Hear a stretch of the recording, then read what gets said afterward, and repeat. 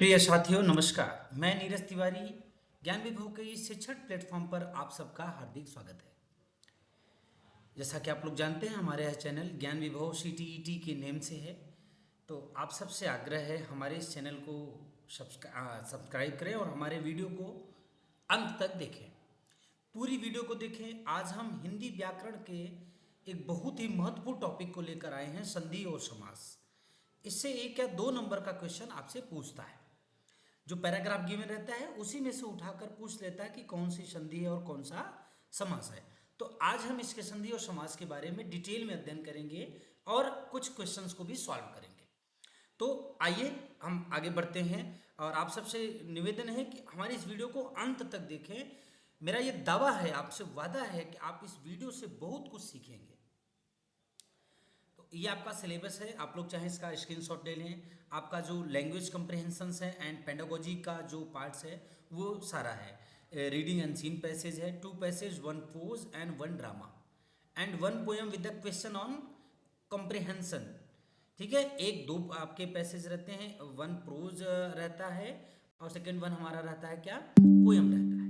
ठीक है, pros passage में भी आप हमारा लिटरेचर का भी हो सकता है, साइंटिफिक हो सकता है, किसी भी प्रकार का हो सकता है। व्याकरण का जो पार्ट्स होता है वो आपका ये आता है संधि, समास, अलंकार, प्रत्यय, उपसर्ग, पर्यायवाची, विलोम, मुहावरे आदि, ये सब हमारे पास आते हैं।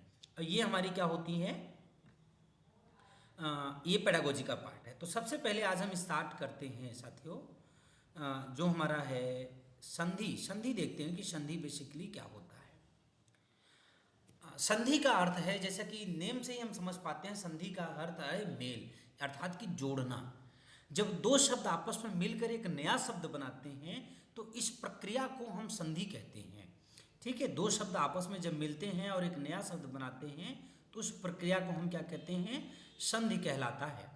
हिंदी व्याकरण में संधि अपने आप में बहुत ही महत्वपूर्ण स्थान रखती है और संधि शब्दों के उच्चारण और अर्थ को भी प्रभावित करती है। अर्थात हम कह सकते हैं व्याकरण अगर हिंदी व्याकरण हम पढ़ते हैं तो उसमें संधि का अपना एक महत्वपूर्ण स्थान है, जो कि हिंदी के उच्चारण और अर्थ दोनों को प्रभावित करती है। ठीक है, संधि का मतलब क्या होता है, जोड़ना, यानी अर्थात मेल। अ, जब दो शब्द आपस में मिलकर एक नया शब्द बनाते हैं तो इस प्रक्रिया को हम संधि कहते हैं। ये व्याकरण में महत्वपूर्ण, हिंदी व्याकरण में ये महत्वपूर्ण स्थान रखते हैं। अब संधि के मुख्यतः कितने प्रकार होते हैं, 3 प्रकार होते हैं। हमारा होता है स्वर संधि, दूसरा होता है व्यंजन संधि, समझ रहे हैं ना, तीसरा होता है विसर्ग संधि। तो सबसे पहले हम देखते हैं हमारा स्वर संधि क्या होता है। एक संस्कृत में एक छोटा सा अ, हम कहें तो एक छोटा सा एक लाइन है, अकह समणे दीर्घ, अकह समणे दीर्घ। समझ रहे हैं ना, ये स्वर संधि जो हमारी होती है, ये सॉरी, ये दीर्घ संधि होती है, अकह समणे दीर्घ, ये दीर्घ संधि होती है हमारा। यानी कि जब स्वर संधि क्या होती है, जब दो स्वर आपस में मिलते हैं तो स्वर संधि कहलाती है। जब दो स्वर आपस में मिलते हैं तो स्वर संधि कहलाती है। जैसे जो हमारे हिंदी में स्वर क्या होते हैं, अ, आ, ई, उ, ए, ऐ, ओ, औ, अं, अहा, ये स्वर होते हैं। जब अ और ई का मिलन हो जाए, ओ का मिलन हो जाए, ओ का मिलन हो जाए, री का मिलन हो जाए, ये सब क्या कहलाते हैं, हमारे स्वर संधि में आते हैं, कि जब दो स्वरों का मिलन होता है। अब स्वर संधि 3 प्रकार की होती हैं, हमारा 5 प्रकार की इसमें है, जो मुख्यतः होती है दीर्घ और गुण और वृद्धि संधि से पूछते हैं। लेकिन स्वर संधि हमारी 5 प्रकार की होती हैं, दीर्घ संधि, गुण संधि, वृद्धि संधि, यण संधि और अयाद संधि। दीर्घ संधि होती है यानी कि अकह सवर्णे दीर्घ, मतलब कि जब दो समान स्वर आपस में मिलते हैं, जो समान स्वर आपस में मिलते हैं तो क्या कहलाते हैं, दीर्घ संधि कहलाते हैं। जैसे आ मिल जाए आपस में, ओ मिल जाए आपस में, ये क्या कहलाते हैं, दीर्घ संधि कहलाते हैं। उदाहरण इसका क्या होता है, सूर्य धन उदय। देखिए यहां पर सूर्य है, अभी यहां पर आ रहा, ओ आ रहा, मैंने जो समान मिल रहा है, ये क्या कहलाता है, हमारा सूर्योदय हो जाता है। ठीक है ना। ये हमारा दीर्घ संधि हुआ। अब आता है गुण संधि। गुण संधि का उदाहरण आपका क्या है कि जैसे अ के साथ ई मिल जाए तो ए बन जाएगा, और या फिर अ के साथ उ मिल जाए तो ओ बन जाएगा, ये हमारा गुण संधि होता है। वृद्धि संधि यानी कि जिनसे बड़ा मिलता है, यानी अ और ए मिल जाए तो ए बन जाएगा, अ और औ मिल जाए तो औ बन जाएगा। यानी कि जो वृद्धि, जो बड़ा वाला पार्ट अ के साथ मिल जाए, छोटी ई के साथ मिल जाए, तो जो बड़ा वाला पार्ट मिलेगा वही हमारा बनता है। ठीक है ना। यण संधि आती है। यण संधि का मतलब होता है ई उ री के बाद य व र का आना, वो यण संधि में आता है। अयाद संधि में क्या आता है, अ आ के बाद य व र का आना। इसमें ध्यान दीजिए, इसमें क्या है, इसमें छोटे हैं, इसमें बड़े हैं, और इन दोनों के बाद य व र का आना यण संधि कहलाता है, और अ आ के बाद य व र का आना अयादि संधि कहलाता है। लेकिन हमें इतना डीप में नहीं जाना, हमसे बहुत पूछेगा तो स्वर संधि पूछ सकता है, दीर्घ या गुण संधि पूछ सकता है, इसके आगे नहीं पूछता है। किसमें? स्वर संधि में। अब आता है व्यंजन संधि, यानी कि जहां व्यंजनों का मिलन होता है, जब एक व्यंजन और एक स्वर या दो व्यंजन आपस में मिलते हो तो व्यंजन शब्द संधि कहलाता है। यानी कि एक स्वर हो और एक व्यंजन हो, ठीक है, एक स्वर और एक व्यंजन हो, ठीक है, तो ये आपका कहलाता है व्यंजन। या फिर दोनों व्यंजन आपस में मिल जाएं तो व्यंजन संधि कहलाता है। जैसे सदगुरु, जैसे क्या होता है, सदगुरु। अब आता है विसर्ग संधि। हम जानते हैं कि संस्कृत या हिंदी व्याकरण में विसंधि किसको कहते हैं, जिसको इंग्लिश में कॉलन कहते हैं, वो हमारा संस्कृत में या हिंदी में क्या होता है, विसर्ग होता है। तो जहां किसी शब्द जब विसर्ग वाले शब्द आपस में मिलते हैं तो वहां क्या होता है, विसर्ग संधि होती है। जैसे नेह शब्द, दुख, दु और फिर विसर्ग लगा होता है ख, तो दुख, समझ रहे, ये सब क्या कहलाता है, हमारा विसर्ग संधि में आते हैं। ठीक है। अब संधि हम देखते हैं कि वाई संधि इज इंपॉर्टेंट, यानी कि संधि क्यों महत्वपूर्ण है। संधि क्यों महत्वपूर्ण है? संधि हमारा हिंदी व्याकरण या संस्कृत व्याकरण में हम देखें तो प्रोनाउंसिएशन यानी कि उच्चारण के तहत, उच्चारण के लिए संधि बहुत ही महत्वपूर्ण है। शब्द निर्माण के लिए संधि महत्वपूर्ण है, और भाषा के गहराई की समझ के लिए हिंदी व्याकरण में संधि बहुत महत्वपूर्ण है। यानी कि अगर हम देखें तो संधि क्यों है, संधि से अगर हम संधि जानते हैं तो हम हिंदी और संस्कृत का शुद्ध उच्चारण कर सकते हैं। अच्छे शब्द का, नए शब्द का निर्माण हो सकता है संधि के माध्यम से। और संधि भाषा की गहराई और व्याकरण संधि जो है वो क्या कहती है, हिंदी भाषा की गहराई और व्याकरणिक संरचना को समझने में मदद करती है। तो साथियों, इसमें तो बहुत छोटा है, लेकिन हिंदी और संस्कृत के लिए, हिंदी व्याकरण में संधि शब्दों की गहराइयों को, उनको अर्थों को समझने के लिए संधि बहुत ही महत्वपूर्ण है। उदाहरण जैसे दीर्घ संधि का क्या है, देवेंद्र, देवधन इंद्र, अर्थात देवेंद्र जो देवताओं का राजा है। ये क्या है, रमधन अयण, यानी कि यहां पर मेरे से मिस्टेक है, यहां पर रामायण है। व्यंजन गुण संधि, अब जैसे व्यंजन संधि, सु धन आगत यानी कि स्वागत, स्वागत, विसर्ग संधि, निधन स्वार्थ अर्थात निस्वार्थ, ये स्वागत है, यहां पर थोड़ा सा मिस्टेक हुआ। तो शब्दों की गहराइयों को समझने के लिए, व्याकरणिक संरचना को समझने के लिए हमें क्या चाहिए, संधि को समझना है। तो संधि बहुत ही महत्वपूर्ण टॉपिक है। इसमें हमें बहुत नहीं समझना है, हल्के दायरे में समझ लेना है। अब आता है समास। समास भी लगभग सेम है, लेकिन दो, समास का अर्थ है दो या अधिक शब्दों को मिलकर एक नया शब्द बनाना, और ये एक नया अर्थ देते हैं।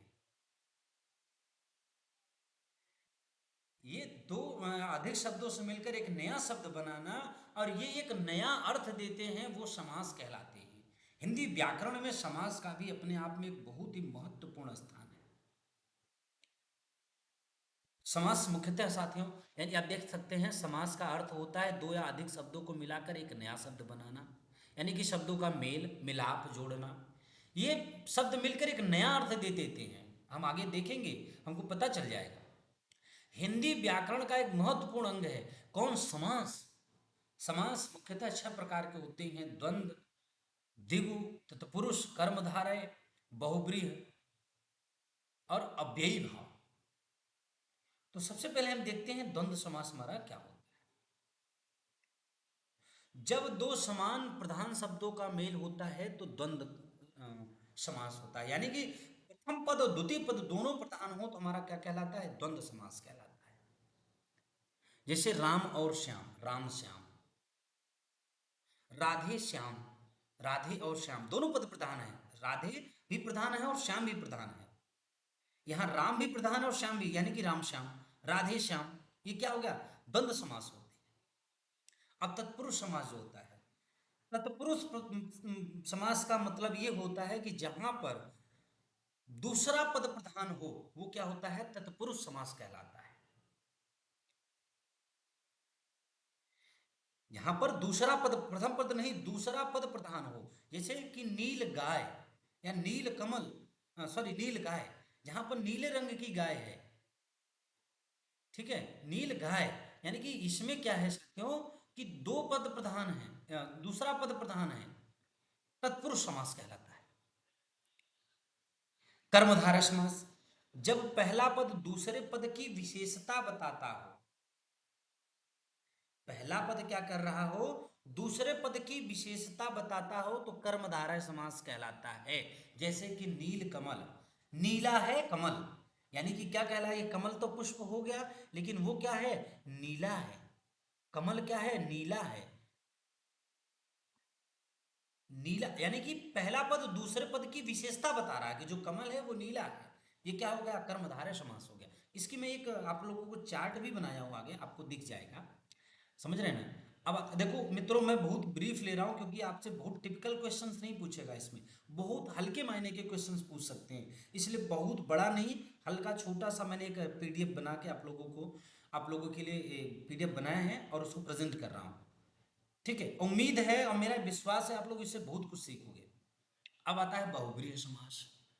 जब पूरा पद किसी तीसरे पद की विशेषता बताता है तो बहुब्रीहि समास कहलाता है। जब दोनों पद यानी कि प्रथम पद और द्वितीय पद दोनों मिलकर किसी तीसरे पद की, यानी कि पहला हो गया और दूसरा हो गया, अब ये दोनों मिलकर किसी तीसरे पद की विशेषता बताएं तो बहुब्रीहि समास होता है। उदाहरण दशानन, जिसका 10 मुख हो, कौन? रावण। दशानन, 10 मुख वाला कौन है? रावण है। यानी कि पहला पद और दूसरा, दशानन, दोनों, 10 मतलब 10, नन मतलब मुख, तो 10 मुख वाला जो है कौन है? वो रावण है। पहला पद और दूसरा पद दोनों मिलकर क्या कह रहे हैं? तीसरे पद की विशेषता बतला रहा है। ये क्या हो गया हमारा? बहुब्रीहि समास हो गया। अब द्विगु समास हो गया। द्विगु समास ध्यान देना, द्वंद्व हमने पढ़ा, अब द्विगु। द्विगु समास वो होता है जिसमें दूसरा पद सदैव संख्यावाचक रहता है। द्विगु समास क्या होता है? जिसमें दूसरा पद सदैव संख्यावाचक होता है, द्विगु समास कहलाता है। उदाहरण त्रिलोक, उदाहरण मैंने क्या लिया है? त्रिलोक। सॉरी, मैं गलत बता दिया, जिसका पहला पद संख्यावाचक होता है और दूसरा पद उस संख्या के समूह को दर्शाता, वो क्या हो गया हमारा? द्विगु समास हो गया।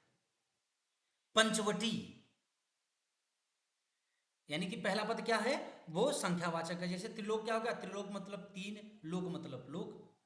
तो पहला पद क्या हो? संख्यावाचक हो, दूसरा पद उस संख्या के समूह को दर्शाता हो, तो क्या होता है? द्विगु समास होता है। हमें यह कैसे पहचाने ला? पहला पद त्रिलोक, पंचवटी, 9, 7 से कुछ भी दिख रहा है तो भैया द्विगु समास है। अब आता है अव्ययी भाव, जहां पहला पद अव्यय होता है और दूसरा पद प्रधान होता है। जो पहला पद, जैसे हम प्रत्यय उपसर्ग पढ़ते हैं, अव्यय पढ़ते हैं ना, तो जो पहला पद अव्यय हो और दूसरा पद क्या हो? प्रधान हो, तो हमारा क्या कहलाता है? अव्ययी भाव समास कहलाता है। जैसे प्रतिदिन, प्रति हमारा क्या है? अव्यय है और दिन क्या है? प्रधान पद है।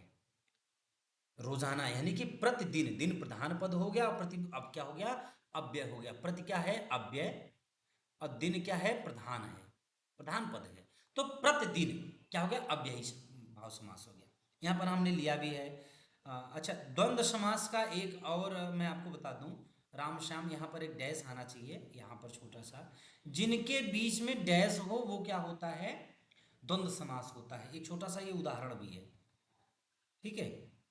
डैश वाले शब्द लगे हों तो जैसे अग्निजल, दिन रात, ये सब रात दिन। बहुब्रीहि मैंने बताया कि जहाँ पहला पद और दूसरा पद मिलकर तीसरा पद की विशेषता बतलाते हो। तत्पुरुष, जहाँ पर दूसरा पद प्रधान हो। द्विगु समास, जहाँ पर पहला संख्यावाचक हो और दूसरा क्या हो, पहला संख्यावाचक हो, दूसरा उस समूह की विशेषता बतलाए, ठीक है। अव्ययी भाव, जहाँ पहला पद अव्यय हो, दूसरा पद क्या हो, प्रधान हो। कर्मधारा क्या होता है, कर्मधारा वो होता है जहाँ पर पहला पद क्या होता है, दूसरे पद का विशेषता बतलाता है। जैसे नीलकंठ, नीला है कंठ, जिसका कंठ नीला है, ठीक है, ये तो प्रधान पद हो गया और ये इसकी विशेषता बतलाता हो। और ये एक नगर है जो महानगर है, ये कर्मधारय समास हो गया। अभी आपका समास का मैंने आपसे कहा था ना, छोटा सा चार्ट मैंने बनाया। तत्पुरुष, इसमें जिसमें पहले पद का अर्थ प्रधान, जिसमें पहला पद अर्थ प्रधान नहीं होता बल्कि दूसरा पद प्रधान होता है। राजा का पुत्र। द्वंद्व समास बताया, जिसमें दोनों पद समान महत्व के होते हैं, उनके योग से एक नया अर्थ है, जैसे राम लक्ष्मण, ठीक है।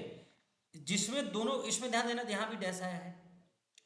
अच्छा, बहुब्रीहि, जिसमें दोनों पद प्रधान नहीं होते बल्कि तीसरा पद बताया ना विशेष अर्थ देता है, जैसे दशानन चक्रपाणी। कर्मधारय, जिसका पहला पद दूसरे पद की विशेषता बतलाता हो। अव्ययी भाव, जिसमें पहला पद अव्यय होता है, दूसरा पद संख्या विशेषण या फिर प्रधान पद होता है। द्विगु समास होता है जिसका पहला पद संख्या सूचक, जैसे पंचपात्र हो गया। समझ रहे हैं, तो ये चार्ट्स के माध्यम से भी आप समझ सकते हैं। इस चार्ट को आप देख लीजिए, आप समझ जाएंगे समास क्या होता है, ठीक है। अब आते हैं, कुछ क्वेश्चन हमने यहां पर लिया है। कौन सा कर्मधारय समास का उदाहरण नहीं है? कर्मधारय समास, सबसे पहले आप लोग बताइए क्या होता है? जिसमें पहला पद दूसरे पद का क्या कहलाता है, विशेषता बतलाता है। जैसे तीव्र वेग, भाई तीव्र है, वेग तीव्र है, ये भी तो कर्मधारय का उदाहरण हो गया। शुभावसर, ये भी शुभ है, अवसर ये भी हो गया। सदाचार, जिसका आचार क्या है, वो जिसका आचार शब्द है, विचार शब्द है, वो सदाचार है।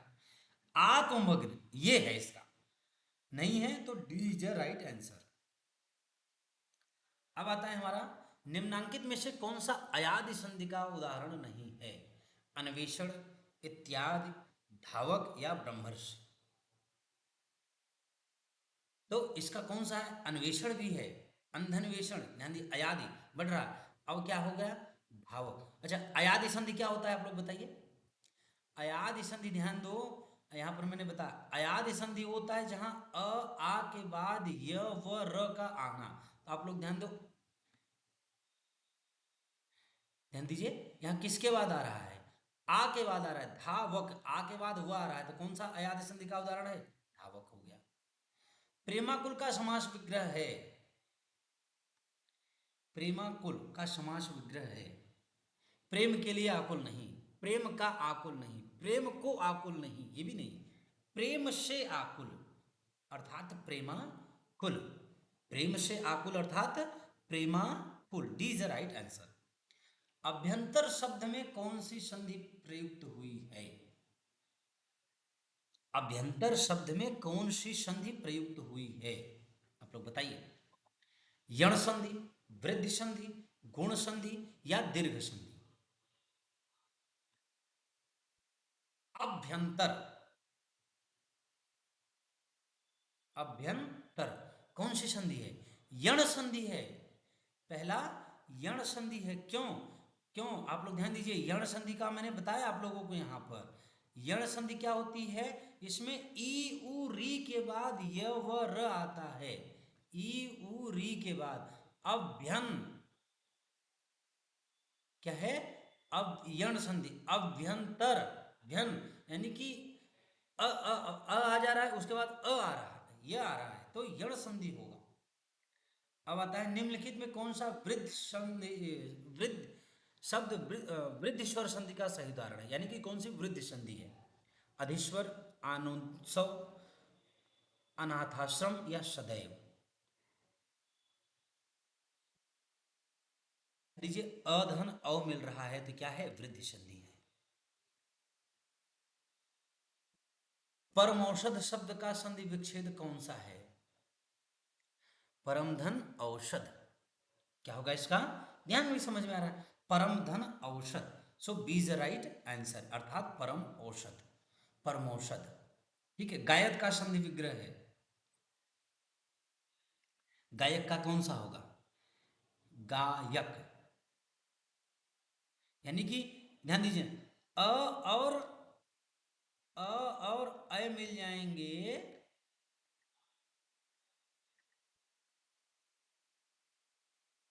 तो क्या बन जाएगा, य बनता है। तो गय धन अक, गायक ये नहीं सही होगा, गे धन यक ये भी नहीं सही है, तो डी इज राइट आंसर। निम्नलिखित में से कौन से गुण संधि का उदाहरण कौन सा है, गुण संधि का उदाहरण कौन सा है? गुण संधि आप लोग बताइए क्या होता है? अधीश्वर होगा, या महोत्सव होगा, या महाऔषधि होगा, या उपयुक्त में से कोई नहीं? कौन सा होगा? गुण संधि, ओधन आधा आधा आ रहा है, तो महोत्सव सी इज राइट आंसर। क्यों, आप लोग यहाँ पर ध्यान दे लीजिए, महोत्सव यानी कि गुण संधि क्या कहती है, अधन ई ई बराबर ए, अधन उ बराबर ओ। ठीक, अब क्या आ जा रहा है, यहाँ पर क्या आ रहा है, ध्यान दीजिए, अधन ओ बराबर ओ, यानी कि महोत्सव। ठीक, तो आठवें का कौन सा सही होगा, सी सही होगा। नौवा देखते हैं, निम्नलिखित में से किस शब्द के विग्रह में कर्मधारय समास होगा? बहुमूल्य, कूप मंडूक, सरोज, या मधुमक्खी। यानी कि कर्मधारय समास होता है, क्या होता है, जिसका पहला पद दूसरे पद की विशेषता बतलाए। पहला पद क्या करे, दूसरे पद की विशेषता बताए। तो इसमें पहला आप लोग ध्यान दीजिए, बहुधन मूल्य, जिसका मूल्य बहुत कीमती हो, वो क्या है, बहुमूल्य है, यानी कि ए इज राइट आंसर। अब निम्नलिखित में से नवग्रह में से कौन सा समाग है? नवग्रह, नवधन ग्रह, यानी कि जो नवग्रह हैं, क्या आ गया, संख्या सूचक आ गया, संख्या सूचक आ गया तो आपका क्या होगा, द्विगु समास हो गया, नवग्रह। ठीक, तो दसवें का ये, तो आप लोग इसको ध्यान दीजिए, ये आंसर भी यहाँ पर है। तो इस वीडियो को साथियों आज हम यही समाप्त करते हैं, और कोशिश करेंगे कल एक नई वीडियो आप लोगों को शिक्षा शास्त्र की लेकर आएंगे, सीडीपी की। तो थोड़ा सा जॉब को लेकर समय कम मिल पाता है, इसलिए हम थोड़ा सा वीडियो अपलोड करने में देर हो जाती है, खुद ही पीडीएफ प्रिपेयर करना है, खुद ही बनाना है, कंटेंट लाना है, तो समय लगता है। तो साथियों हम क्षमा प्रार्थी हैं, लेकिन मेरा ये प्रयास रहेगा कि अधिक से अधिक आप लोगों के लिए हम वीडियो लाएं। तो आप सबसे हमारा निवेदन है, हमारे चैनल को यानी कि ज्ञान विभव CTET को अधिक से अधिक लोग सब्सक्राइब करें, हमारे वीडियोस को अंत तक देखें। मुझे ये उम्मीद है कि आप लोग बहुत कुछ इससे सीखेंगे। आप सबका मैं बहुत बहुत धन्यवाद करता हूँ। भैया बनारस, भदोही, प्रयागराज, चंदौली, जौनपुर, मिर्ज़ापुर वाले भैया लोगन, सबसे यही आग्रह बा कि ज्ञान विभव के बहुत आगे तक ले जाएं आप सब लोग। आप सबके घरे का चैनल है, और हमेशा इसी प्रकार से चलत रहे। उम्मीद यही है कि आप लोग हमारा सपोर्ट करेंगे। आपका एक सब्सक्राइब मेरे लिए बहुत कुछ हो सकता है। बहुत बहुत धन्यवाद, आभार। लक्ष्य आपका विशेषज्ञता एवं समर्पण हमारा। धन्यवाद।